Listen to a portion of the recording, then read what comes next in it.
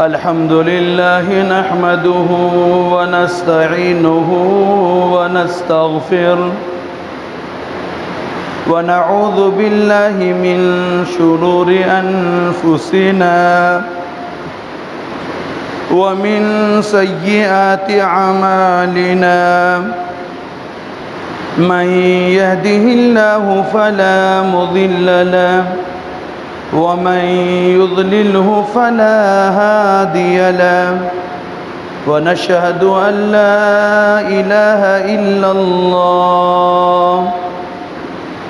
وحده لا شريك له ولا نظير له ونشهد أن سيدنا ومولانا محمد عبده ورسوله أرسله بالحق بشيرا ونذيرا وداعيا إلى الله بإذنه وسراجا منيرا وعلى آله وأصحابه الذين آمنوا وهاجروا وجاهدوا في سبيل الله والذين آووا ونصروا أولئك هم المؤمنون حقا لهم مغفرة ورزق كريم أما بعد فأعوذ بالله من الشيطان الرجيم بسم الله الرحمن الرحيم لقد من الله على المؤمنين إذ بعث فيهم رسولا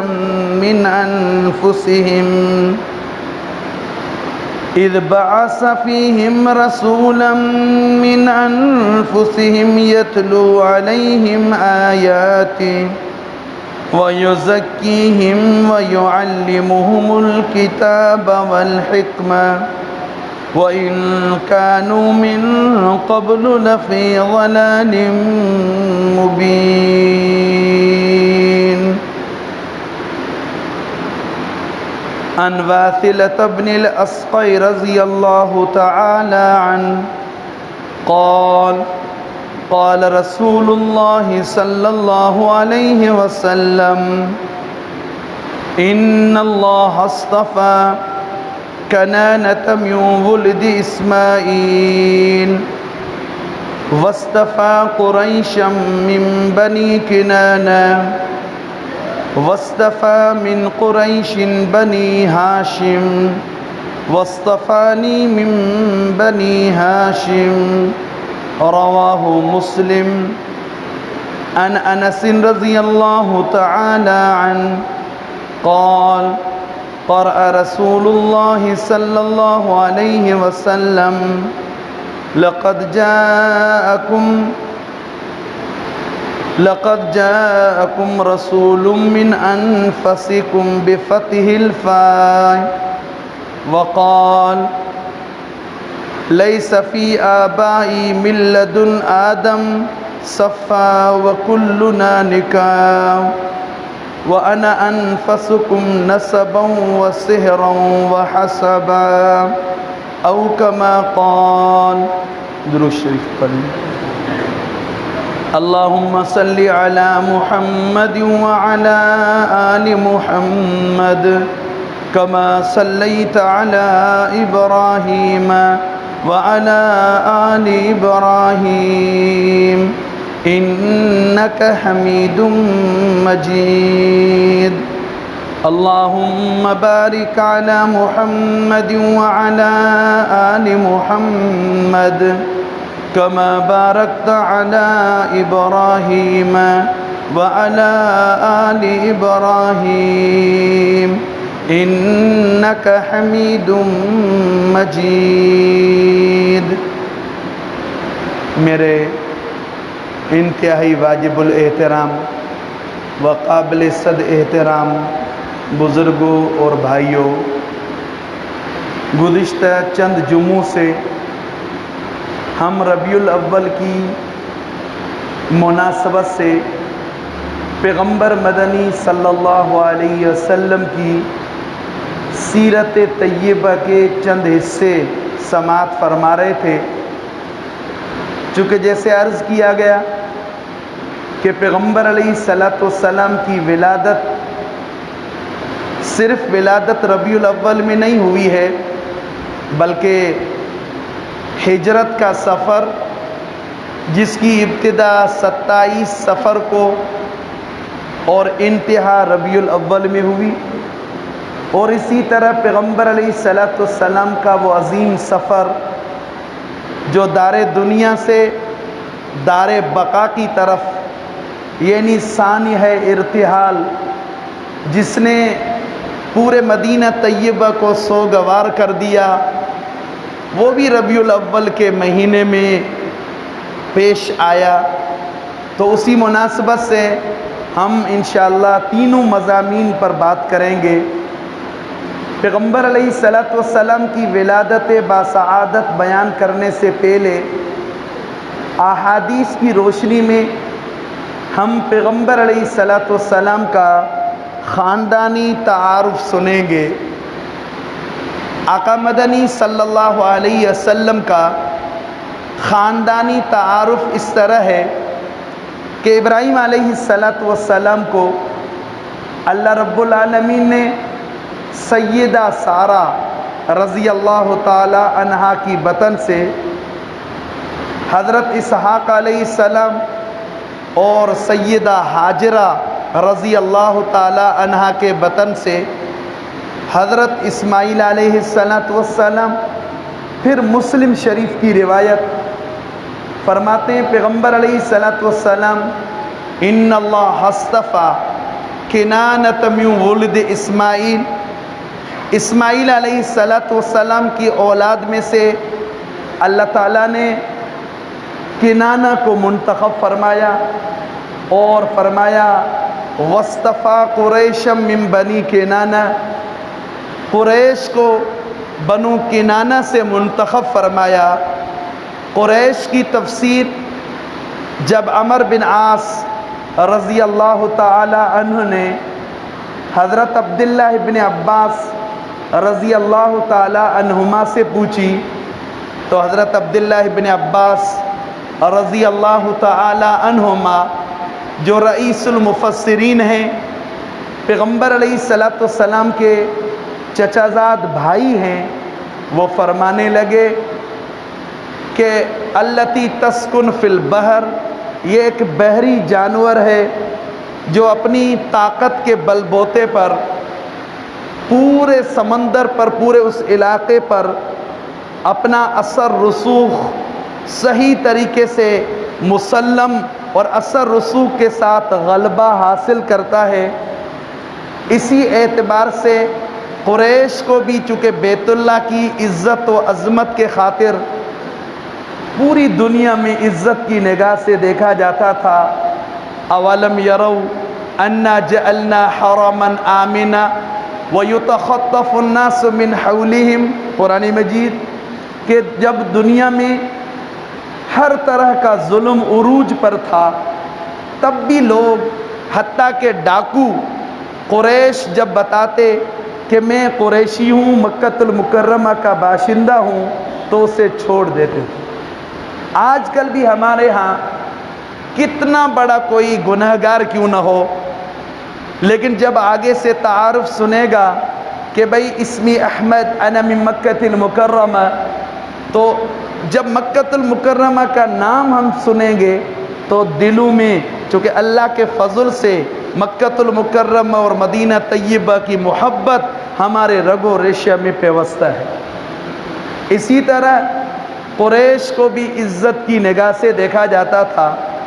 اب قریش میں اللہ تعالیٰ نے ہاشم کو منتخب فرمایا۔ ہاشم کا نام عامر ہے، اور چونکہ سخاوت کی اعتبار سے اتنے بڑے سخی تھے کہ ابراہیم علیہ السلام کی اولاد میں جتنے بھی حجاج کرام، چونکہ حج کا رواج ابراہیم علیہ السلام کے دور سے عوام میں شروع ہو چکا تھا، اگرچہ اس کی فرضیت وہ اس امت کے ساتھ مختص ہے، یعنی پہلی امتوں پر حج فرض نہیں تھا۔ تو ہاشم کیا کرتا؟ شوربہ کر کے لوگوں کو کھلاتا تھا۔ عربی میں ہاشم یعنی سرید کر کے کھلانے والا، یہ مشہور ہاشم سے ہو گئے۔ جب اتنی بڑی خدمت کر رہا تھا تو اس وجہ سے پوری دنیا میں عزت کی نگاہ سے دیکھا جاتا تھا۔ اس نے اپنے اس زبردست طریقے سے جو اس کو اللہ تعالیٰ نے مقام نصیب فرمایا، عرب کے لیے بالخصوص قریش کے لیے، اس نے 2 سفر، ایک موسم سرما سردی کے اندر یمن کا سفر، راستے میں جتنے وفود، جتنی مشکلات، لق و دق، صحرا و بیابان، ساری مشکلات کو مذاکرات کے ذریعے اور اپنے مقام کی وجہ سے، کیونکہ سب لوگ یہاں آتے تھے مکۃ المکرمہ، منا، عرفات، مزدلفہ، اب ہمیں کوئی اگر وہیں لفٹ کرائے تو وہ ہمارے پاس آئے تو وہ ہمارا تو معزز مہمان ہوتا ہے۔ تو اسی طرح اس نے موسم سرما میں ایک سفر جو یمن کی طرف، اور گرمی کے اندر ایک سفر جو شام کی طرف، جس کا تذکرہ قرآن مجید میں ہے، لِإِيلَافِ قُرَيْشٍ إِيلَافِهِمْ رِحْلَةَ الشِّتَاءِ وَالصَّيْفِ، سردی میں اور گرمی میں پوری دنیا میں انہیں عزت کی نگاہ سے دیکھا جاتا تھا۔ اس کی وجہ فَلْيَعْبُدُوا رَبَّ هَذَا الْبَيْتِ، اس عظیم بیت اللہ کے رب کی عبادت کریں۔ جیسے اللہ تعالیٰ نے ہمیں ایک مقام نصیب فرمایا ہے، امت محمدیہ علی صاحب الصلاۃ والسلام میں سے ہم ہیں، تو ہمیں بھی پیغمبر علیہ الصلاۃ والسلام کی شریعت و سنت کو اپنانا چاہیے۔ عمر نے اپنی شادی، یعنی ہاشم نے اپنی شادی شام کے سفر کے دوران جب یثرب سے گزر رہے تھے، یعنی مدینہ طیبہ، بنو نجار خاندان کی ایک لڑکی سلمہ نامی، جو مدینہ طیبہ میں حسن و جمال، اخلاق و شرافت سے ایک بے نظیر شہرت رکھتی تھی، اس سے شادی کی، کچھ دن وہیں قیام فرمایا اور پھر آگے اپنے سفر کو جاری کیا۔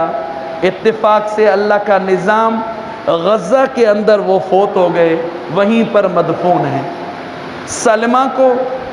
ایک بیٹا پیدا ہوا جس کا چونکہ وقت ولادت میں اس کے سر میں ایک سفید بال تھا، اس اعتبار سے اس کا نام شیبہ رکھا گیا، شیبۃ الحمد۔ اور جب ہاشم کے بھائی مطلب اس کو لینے آئے تو اس وقت چونکہ ایک یتیم بچہ تھا،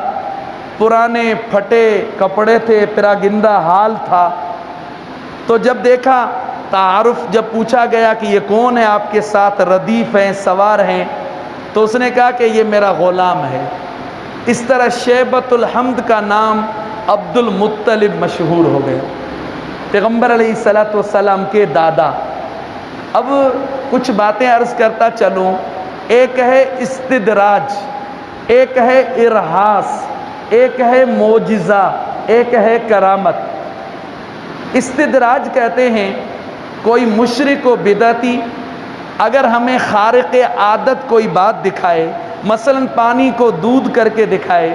جیسے دجال اخیر وقت میں آئے گا،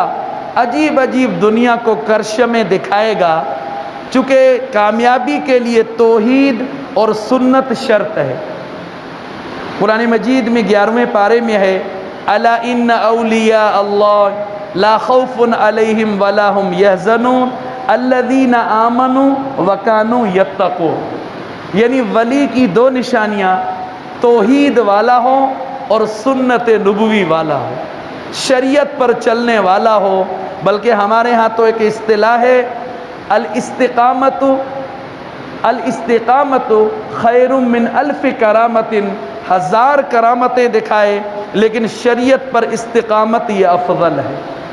تو ارہاس دنیا میں دکھائے گئے، اور استدراج اور ارہاس کہتے ہیں کہ نبوت سے پہلے کچھ عجیب کرشمیں ظاہر ہوں، جیسے ابھی میں بیان کروں گا، اس کو ارہاس کہا جاتا ہے۔ اور یہی چیزیں اگر وقت کے پیغمبر کے مبارک ہاتھ پر ظاہر ہوں، جیسے پیغمبر علیہ الصلوۃ والسلام نے یوں اشارہ فرمایا، اقتربت الساعہ وانشق القمر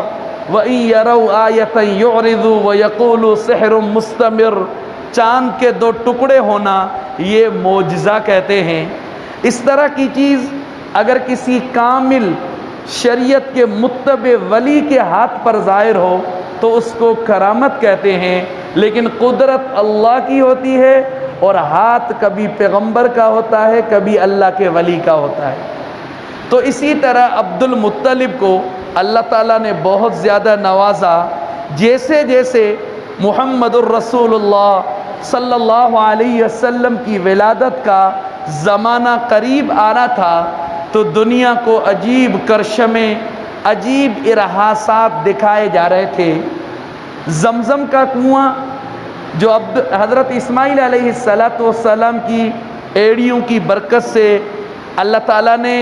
ایک بابرکت پانی سے دنیا کو سیراب کیا تھا، لیکن بنو جرہم قبیلہ جن کا اصل مسکن یمن تھا اور وہ مکۃ المکرمہ آباد ہوا، بنو اسماعیل سے لڑائی ہوئی، بنو اسماعیل سے عداوت کی بنا پر اس نے زمزم کے کنویں کو دفن کر کے بلکہ اس کے آثار تک مٹا دیے تھے، یعنی زمزم کا کنواں ظاہر نہیں تھا۔ عبد المطلب فرماتے ہیں کہ میں حتیم کے اندر سویا ہوا تھا تو مجھے ایک خواب آیا، کہنے والا مجھے کہہ رہا تھا ایفر برہ وما برہ، یعنی برہ کی کھدائی کرو۔ میں نے کہا وما برہ، برہ کیا ہے؟ پھر کہنے لگا دوسری رات ایفر مظنون، تیسری رات ایفر طیبہ، چوتھی رات ایفر زمزم۔ زمزم کا نام چونکہ متعارف تھا، میں نے دوسرے دن مکۃ المکرمہ کے جتنے بھی بڑی عمر کے بزرگ تھے انہیں بلایا، جمع کیا۔ میں نے کہا کہ یار اس طرح کا میں خواب دیکھ رہا ہوں، کوئی مجھے نشاندگی کی جائے کہ کہاں زمزم کا کنواں تھا، چونکہ حرم ہے میں کہاں کھدائی کروں، ذرا مناسب نہیں ہے۔ لیکن سب نے منع کیا کہ ہمیں اس کا علم نہیں ہے، چونکہ آثار تک مٹ چکے تھے، لہٰذا آپ یہ کھدائی نہ کریں۔ لیکن عبد المطلب کو کچھ اشارات، اللہ کا نظام، جو پرانے دور میں حج و عمرے پر جاتے تھے انہوں نے زمزم کے کنویں کی زیارت کی تھی۔ حضرت عبد المطلب اپنے بیٹے حارث کی معاونت کے ساتھ اس عظیم کام پر شروع ہوئے، بڑی مخالفت ہوئی لیکن کوئی پرواہ نہیں کی۔ 3 دنوں کے بعد وہ زمزم کا کنواں جس کی برکات پیغمبر علیہ الصلوۃ والسلام فرماتے ہیں ماء زمزم شرب لما فی، زمزم کا کنواں، زمزم کا پانی جس مقصد کے لیے پیو گے اللہ تعالیٰ وہ مقصد پورا فرمائیں گے۔ اللہ تعالیٰ سب کو سیراب فرمائے۔ وہ زمزم کا کنواں جو جنت سے اس کی جڑیں، وہ عظیم کنواں۔ ہم مسلمان اس وقت واقعی کمزور ہیں، لیکن کچھ اللہ تعالیٰ نے ہمیں وہ عظیم چیزیں نصیب فرمائی ہیں جو فخر کے ساتھ ہم ان یہود و نصارہ کو جو چاند پر پہنچنے کی دعوائیں کرتے ہیں، ہم فخر سے کہہ سکتے ہیں ہمارے پاس اللہ کے فضل سے بیت اللہ، پھر بیت اللہ کے ساتھ ایک کنواں ہے جس میں ہر منٹ میں 7000 کیوسک پانی نکلتا ہے، لیکن آج تک پانی میں قلت نہیں آئی ہے، بلکہ انہوں نے پریشر کو کم کرنے کے لیے کچھ وقت پہلے انہوں نے نظام جدید نصب کیا تاکہ پریشر سے پانی آ رہا ہے۔ تو یہ اتنا بڑا عظیم کارنامہ یا اتنا بڑا عظیم رب العالمین کی طرف سے ایک اس عظیم امت کے لیے محمد الرسول اللہ صلی اللہ علیہ وسلم کے طفیل ایک تحفہ نصیب فرمایا۔ حضرت عبد المطلب نے اس کھدائی کے دوران جیسے مشکلات میں انسان اللہ کی طرف توجہ کرے، ایک تو قوم کی مخالفت تھی تو دیکھو اللہ کی طرف متوجہ تھے، اور جس طرح ہم مشکلات میں صدقہ کرتے، حدیث میں صدقۃ ترد البلا، اور مختلف نظریں منتیں مانتے ہیں، لیکن اللہ کے نام پر۔ حدیث مبارکہ ہے، پیغمبر علیہ الصلوۃ والسلام نے فرمایا من نظر لغیر اللہ فقد اشرک، غیر اللہ کے لیے جس نے نظر مانی اس نے شرک کیا۔ کئی اللہ والے جب یہ کورونا کی مصیبت وبا آئی تھی تو انہوں نے روزے بطور منت کے کہ بھئی نظر کے کہ مولا ہمارے ملک کو، امت مسلمہ کو اس وبا سے محفوظ فرما، ہم اتنے روزے رکھیں گے۔ اللہ والوں کے ان منتوں کی برکت سے رب العالمین نے اس ملک کو محفوظ فرمایا۔ بہرحال عبد المطلب نے اس موقع پر ایک نظر مانی تھی کہ اگر اللہ تعالیٰ مجھے 10 بیٹے عطا فرمائیں گے تو 10 بیٹے نصیب ہوئے۔ جب 10 بیٹے تو سوئے ہوئے تھے اور وہی کہنے والا آیا یا عبد المطلب اوف بنظرک لرب هذا البیت، اس عظیم بیت اللہ کے رب کے لیے اپنی نظر، اپنی منت کو پورا کیجیے۔ عبد المطلب صبح کو اٹھے اور یہ رواج تھا، چونکہ پیغمبر علیہ الصلوۃ والسلام بھی اہتمام فرمایا کرتے تھے۔ بخاری شریف کی حدیث ہے کان رسول اللہ صلی اللہ علیہ وسلم اذا اراد سفرا اقرا بین النساء، پیغمبر علیہ الصلوۃ والسلام کا بھی معمول تھا جب کہیں سفر فرماتے تھے تو ازواج مطہرات میں قرآن اندازی کرتے تھے۔ تو اس طرح عبد المطلب نے بھی قرآن اندازی کی، 10 بیٹے کس کا نام آئے۔ اللہ کا نظام دیکھو، ارحاس، دنیا کو توجہ، دنیا کی توجہ اس طرح مبذول کرنے کے لیے، متوجہ کرنے کے لیے فرمایا نام حضرت عبداللہ کا آیا۔ کون حضرت عبداللہ؟ جس کی پشت سے امام الاولین والآخرین جناب محمد الرسول اللہ صلی اللہ علیہ وسلم کو آنا تھا۔ حضرت عبداللہ حسن و جمال، اخلاق و شرافت، اب اندازہ کریں جو محمد الرسول اللہ صلی اللہ علیہ وسلم کا والد محترم ہو، اللہ تعالیٰ نے کس طرح بنایا ہوگا، کس طرح پیغمبر علیہ الصلوۃ والسلام کا نور نبوت جس کی پیشانی میں چمک رہا ہو۔ میرے بھائیوں، پورے مکہ المکرمہ میں احتجاج شروع ہو گیا کہ حضرت عبداللہ کو ہم ذبح نہیں ہونے دیں گے۔ بھائی کیا کیا جائے، لیکن عبد المطلب بڑے ماشاءاللہ ہمت اور حوصلے والے اور استقامت پہاڑ جیسی، وہ اپنے ارادے سے رجوع کرنے والے نہیں تھے۔ بالآخر کسی یہودی عالم سے مسئلہ پوچھا گیا، اس نے کہا کہ اس وقت خون بہا، یعنی یہ جو دیت ہوتی ہے، یہ 10 اونٹ تھے۔ تو اس نے مشورہ دیا آپ قرآن اندازی اس طرح کرو، 2 کاغذ، ایک پر 10 اونٹوں کا نام لکھو اور دوسرے پر حضرت عبداللہ کا نام لکھو، قرآن اندازی کرو۔ قرآن اندازی کی گئی، حضرت عبداللہ کا نام 10 بڑھا کر 20 کر دیے گئے، نام حضرت عبداللہ کا، 10 بڑھا کر 30 کر دیے گئے، نام حضرت عبداللہ کا، 10 بڑھا کر 40 کر دیے گئے۔ غرض جب 100 تک تعداد پہنچی اب نام اونٹوں کا آیا۔ ایک مرتبہ دوبارہ عبد المطلب اپنے آپ کو مطمئن کرنے کے لیے 3 مرتبہ قرآن اندازی کی، اب اونٹوں کا نام آ رہا تھا۔ اسی مناسبت سے پیغمبر علیہ الصلوۃ والسلام، معاویہ رضی اللہ تعالی عنہ فرماتے ہیں ایک مرتبہ ایک میں مجلس میں تھا،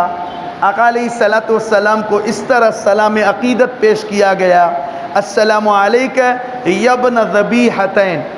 یبن ذبیحتین۔ فرماتے ہیں پیغمبر علیہ السلام مسکرائے اور مجھے فرمانے لگے میرے دادا حضرت اسماعیل علیہ السلام کو بھی اس کے ابا ذبح کرنے کے لیے فلما اسلما وتلہ للجبین، سبحان اللہ، ایک بوڑھے باپ نے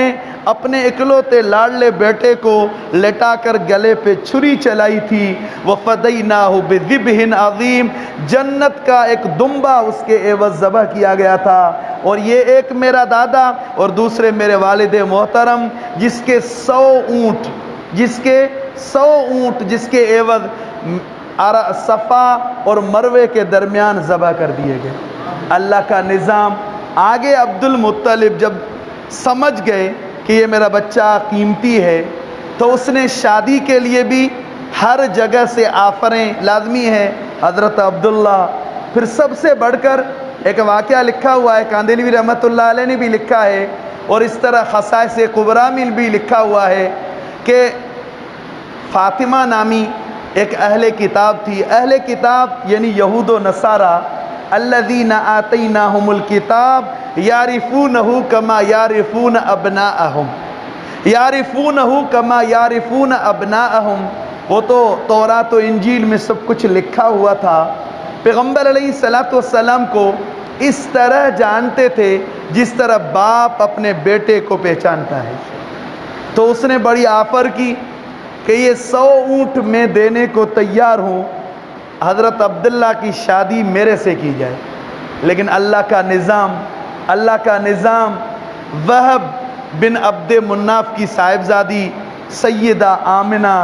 اس کے مقدر میں یہ لکھا ہوا تھا کل قیامت کے دن محمد الرسول اللہ صلی اللہ علیہ وسلم کی والدہ ہو کر اٹھے گی. میرے بھائیوں، اس سے نکاح طے ہوا. ایک ہی مجلس میں باپ اور بیٹے کا نکاح ہوا، باپ اور بیٹے کا نکاح ہوا. حالہ سے حضرت عبد المطلب کا اور سیدہ آمنہ سے حضرت عبداللہ کا، دونوں چچا زاد بہنیں تھیں. واپسی پر چونکہ 3 دن تک حضرت عبداللہ نے وہاں قیام فرمایا، اور واپسی پر اسی عورت سے، اس یہودی عورت سے جب ملاقات ہوئی، چونکہ وہ اہل کتاب سمجھتے تھے نور نبوت اب دیکھا کہ منتقل ہو چکا ہے. اس نے پوچھا کہ اس جوان نے یہ دن کہاں گزارے، تو بتایا گیا کہ اس کی شادی ہو چکی ہے. بولا واللہ عورت والے جو ہوتے ہیں ان کو دیا جاتا ہے، میں نے 100 اونٹوں کی آفر کی تاکہ کل قیامت کے دن امام الانبیاء تاجدار ختم نبوت جناب محمد الرسول اللہ صلی اللہ علیہ وسلم کی ماں ہو کر کل قیامت کے دن میں اٹھوں. لیکن تقدیر کسی اور کے حق میں لکھی ہوئی. یہ اللہ کا نظام ہے. پیغمبر علیہ الصلوۃ والسلام اپنے خاندان کا جب تعارف فرمایا کرواتے تھے تو قرآن مجید کی ایک آیت ہے سورہ توبہ میں، لَقَدْ جَاءَكُمْ رَسُولٌ مِّنْ أَنفُسِكُمْ، تو اس کو بفتح الفاء پڑھتے تھے، یعنی لَقَدْ جَاءَكُمْ رَسُولٌ مِّنْ أَنفُسِكُمْ. پھر فرماتے تھے انا انفسکم نسبا وسحرا وحسبا، میری نسب سب سے عمدہ، میری حسب سب سے عمدہ، اور جو سسرالی رشتہ وہ بھی سب سے عمدہ. حتیٰ کہ جب قیصر روم نے، حضرت ابو سفیان اس وقت مسلمان نہیں تھے، بخاری شریف کے اندر ہے، جب پیغمبر علیہ الصلوۃ والسلام کی نسب کے متعلق سوال کیا، کیف نسبہ فیکم، یعنی پیغمبر علیہ السلام کی نسب تمہارے اندر کیسی ہے، تو ابو سفیان اگرچہ اس وقت کافر تھے رضی اللہ تعالیٰ عنہ، بعد میں مسلمان ہوئے ہیں، فرمانے لگے ہوا فینا ذو نسب، وہ ہمارے ہاں سب سے عمدہ نسب میں سے ہے، سب سے عمدہ نسب میں سے ہے. فرمایا کذالک الرسل تبعث، اسی طرح ہی انبیاء علیہ السلام کو سب سے عمدہ نسب میں مبعوث کیا جاتا ہے. پیغمبر علیہ الصلوۃ والسلام فرماتے ہیں لیس فی آبائی من لدن آدم، آدم علیہ الصلوۃ والسلام سے لے کر میرے آبا و اجداد میں کوئی زانی نہیں تھا، بلکہ کلنا بنکاح، سارے نکاح سے تھے. یہ محمد الرسول اللہ صلی اللہ علیہ وسلم کی حسب و نسب ہے. سیدہ آمنہ فرماتی ہے مجھے خوابوں کے ذریعے بتایا گیا کہ آمنہ آپ کے بطن میں امام الاولین والآخرین، وہ عظیم ہستی جس سے شرک کو رخصت ہونا ہے، جس کی محنت سے بیت اللہ کے اندر یہ جو 360 بت رکھے ہوئے ہیں ان کو صفا ہونا ہے، دنیا کے اندر کفر و ظلم کے جو ڈیرے ڈالے ہوئے ہیں وہ سب رخصت ہوں گے. دنیا صرف ایک اللہ کی عظمت، ایک اللہ رب العالمین کی توحید اور آپ کے اس صاحبزادے کی رسالت کے ڈنکے بجائے گی. سیدہ آمنہ فرماتی ہے مجھے خوابوں کے ذریعے یہ بات بتائی گئی، لیکن میرے چونکہ شوہر جیسے عرض کیا گیا وہی سفر کی غرض سے شام جانے لگے، لیکن یثرب میں فوت ہو گئے. اللہ کا ایک نظام تھا، یثرب کے اندر فوت ہو گئے. سیدہ آمنہ فرماتی ہے ایک عجیب قصہ ہوا کہ چونکہ جب میں حاملہ ہو چکی تھی تو میرے سسر من وجہن، اس کی جو بیوی ہو میری ساس بھی تھی تو چچا زاد بہن بھی تھی، کزن بھی تھی، تو مجھے کہنے لگی کہ آمنہ آپ سے آپ کے سسر ناراض ہیں۔ میں حیران ہو گئی، اب سیدہ شرافت اور اخلاق کا پیکر محمد الرسول اللہ صلی اللہ علیہ وسلم کی والدہ محترمہ فرمانے لگی، چونکہ اس سے ہماری بچیاں جن تک میری آواز جا رہی ہے، سسر بھی باپ کی طرح ہوتا ہے اور لڑکے کو بھی خیال رکھنا چاہیے۔ اگلے جمعے پر، گزشتہ جمعے پر اس موضوع پر بات ہوئی ہے، تو فرمایا کہ سسر میرے سے ناراض ہیں، اس کی وجہ؟ تو حالہ نے فرمایا آپ کے سسر آپ سے شاکی اس بات پر ہیں کہ اس کا جوان بچہ ابھی فوت ہوا ہے، 16 سال کی عمر تھی، اس کی بیوی خوشبو لگائے، یہ بوڑھے باپ کے لیے ناقابل برداشت ہے، لہذا آپ خوشبو نہ لگائیں۔ سیدہ آمنہ کے آنکھوں سے آنسو آ گئے، فرمانے لگی واللہ ایسا شوہر مجھے کہاں ملے گا، میں نے خوشبو تو دور کی بات، لگانا تو دور کی بات، قریب تک نہیں گئی ہوں، واللہ یہ سب کچھ میرے پیٹ کے اندر جو اللہ کی امانت ہے اس کی خوشبو کی برکت ہے۔ یہ محمد الرسول اللہ صلی اللہ علیہ وسلم فرماتے ہیں آقا علیہ الصلوۃ والسلام کی ولادت سعادت سے 50 دن پہلے 17 محرم الحرام کو ایک اور عجیب واقعہ پیش آیا جس سے پوری دنیا میں قریش کی عزت اور عظمت بڑھ گئی۔ وہ یہ ہوا کہ ابرہ نامی بدبخت جو یمن کے دارالحکومت صنعاء کا گورنر تھا، اس سے بڑا حسد تھا کہ لوگ بیت اللہ کیوں جاتے ہیں، عرب و عجم، شمال و جنوب، شرقاً و غرباً وہاں جاتے ہیں اور سفر کی صعوبتیں برداشت کرتے ہیں، یا یمن میں ایک بیت اللہ بنا دیا جائے، اللہ کا گھر بنا دیا جائے، وہیں پر طواف کر لیں۔ اس نے اس ارادے سے ایک گرجا بنایا انتہائی مرصع، اور بیت اللہ کی دیوار ابھی تو چلو غلاف کی وجہ سے، ورنہ اگر غلاف اتاریں تو اس کے اندر تو بھئی پتھر ہیں اور گارا ہے اور تو کوئی چیز ہی نہیں ہے، کوئی خوبصورتی ہو کوئی چیز نہیں ہے، غلاف کو آپ ہٹائیں تو کچھ بھی نہیں ہے۔ تو اس نے انتہائی عمدہ مرصع سونے سے ایک گرجا بنایا۔ عرب اگرچہ گر چکے تھے، ہر طرح سے ان کے اخلاق تباہ ہو چکے تھے، شراب جوا کے عادی تھے، بچیوں کو زندہ درگور کرتے تھے، لیکن میرے بھائیوں بیت اللہ کی عزت و عظمت ان کے رگ و ریشے میں پیوستہ تھی۔ واللہ اس بات سے ہم بھی آج دعویٰ سے کہتے ہیں واقعی مسلمان ہم کمزور ہیں۔ وہ حدیث مبارک ہے کہ ایسا زمانہ آئے گا لا یبقى من الاسلام الا اسمہ ولا یبقى من القرآن الا رسمہ، نام کے مسلمان بن رہ جائیں گے، قرآن سے بس رسمی تعلق ہوگا، ہر طرح سے دنیا کے اعتبار سے ترقی ہوگی لیکن دین کے اعتبار سے زیرو ہوں گے۔ دنوی اعتبار سے اتنی ترقی، بڑی بڑی ڈگریاں حاصل کر لی، کیمبرج اور آکسفورڈ کا اپنے لیے سلیبر منتخب کیا اپنے بچوں کے لیے، لیکن اس قرآن اللہ کے کلام سے دوری، مساجد سے دوری، وہ عظیم دین جو محمد الرسول اللہ صلی اللہ علیہ وسلم ہمیں دے کر گئے۔ آخری وقت ہے، ترکت فیکم امرین لن تضلوا ما تمسکتم بہما، دو چیزیں چھوڑ کے جا رہا ہوں، ایک یہ اللہ کا کلام ہے، ایک میری یہ حدیث مبارکہ میرے فرامین ہیں، اسے مضبوطی سے تھامنا۔ میرے بھائیوں آج ہم ہر طرف دیکھیں مسلمان ہم نام کے رہ چکے ہیں، دنیا کے لیے وقت ہے، کاروبار کے لیے وقت ہے، ہر ایک کی یہ کوشش ہے میری برادری میرے سے ناراض نہ ہو، میری گیدرنگ میرے سے ناراض نہ ہو، لیکن اسے کوئی یہ پرواہ نہیں ہے اللہ ناراض ہو رہے ہیں۔ محمد الرسول اللہ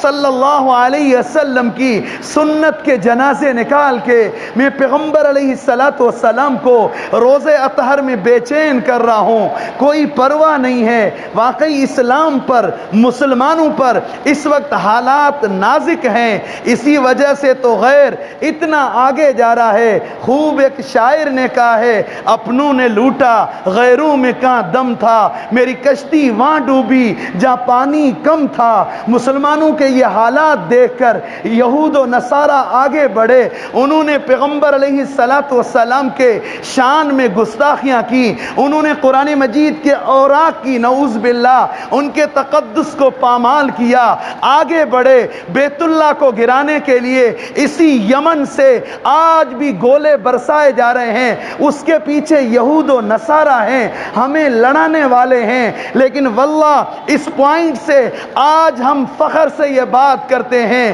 اگرچہ ہم گر چکے ہیں، اگرچہ ہم نام کے مسلمان رہ چکے ہیں، لیکن غیر آج بھی سنیں، اگر بیت اللہ کے خلاف، روزہ رسول کے خلاف اس طرح کی کوئی سازش چلی تو انشاءاللہ پاکستانی بعد میں ہیں، سندھی مہاجر، پنجابی بلوچ پٹھان بعد میں ہیں، ہم محمد الرسول اللہ صلی اللہ علیہ وسلم کے امتی ہیں۔ انشاءاللہ غیر کو وہ سبق سکھائیں گے جو ان کی نسلیں یاد رکھیں گی۔ انشاءاللہ سب کا یہ ارادہ ہے نا؟ انشاءاللہ بقایا حصہ اگلے